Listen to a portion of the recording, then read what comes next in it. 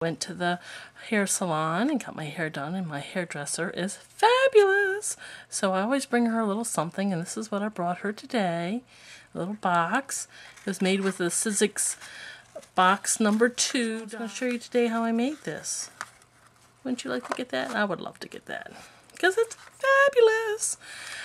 The stamp set that this comes from is something I got at convention this year. It's a Stampin' Up convention. It was only for the demonstrators who attended. So the first thing is we'll be using pink pirouette cardstock, cut at 5.5 by 11 with the big shot. And as I said, you need a shim with this. And for mine, these were left over when I cut the 5.5 by 11.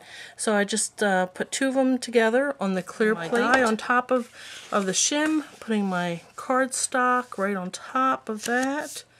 And then I'm using the crease pad because this has fold lines, and the crease pad makes them come out nice. And just pop it out.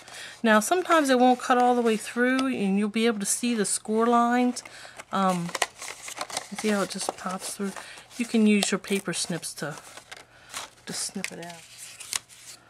And just fold everything back. And make sure these little folds go on top.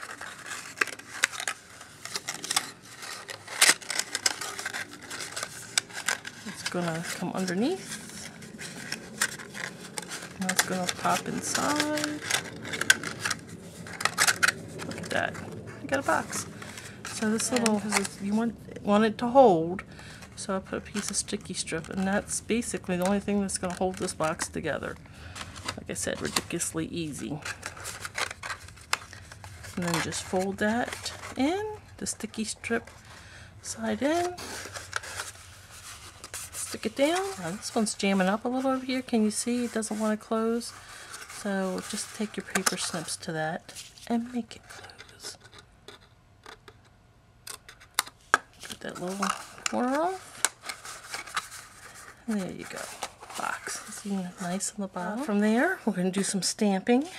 So start with a piece of scrap cardstock. I'm going to use Stays On since it makes such a nice crisp image. I'm using the frame, fancy frame here from the IM stamp set. Ink it up. Stays On does stay on, so be careful. It will stay wherever you place it. Nice frame. Then I'm using the words fabulous, also from the same set.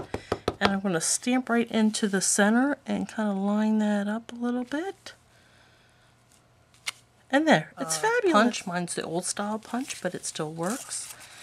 And just line fabulous up in there so you can see it, so it's kind of even. And punch. And then for the frame, I'm going to cut it out. Get my paper snip. Cute. So what I'm going to do now is put some more sticky strip. Well, I'm going to use the sticky strip again because this box is going to get a workout with people opening it and closing it, and you don't want your decorations falling off. So sticky strip is the best thing for that. And then I'm just going to put that on the front of the box. A background, we're going to use a scallop oval. This is going to back up our fabulous piece. Fabulous. I love it. And put dimensionals on the back of this. Line this up. And it'll cover up that where you punched out the fabulous. Easy peasy. So the next part is we want to put some ribbon around it. Cut 12 3/4, and then we're going to put the little piece on top of it, and that piece will form the bow, and that's 5 3/4. On the end of your 12 3/4 piece, maybe just like 3/8 inches or so. Very small pieces. The 5 3/4. Just maybe cut a 1/4 inch for that one. You don't need very much. Bring this side up. this side over to match. And you don't want to pull it tight. You want it a little loose so that the box can be opened and closed without destroying. And the bow part of it, it's again, it's 5 3/4, and just overlap the edges so the sticky strip can hold it together. So it looks like a bow. So you'll need a little piece of sticky strip again. Lay it right over where the seam is, and this will hide your seam. You can put it on the bottom of the bow.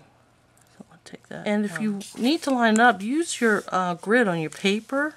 So if you put the sticky strip and then just mush it down, cute little bow. You know this thing is gonna stick together when you use sticky strip.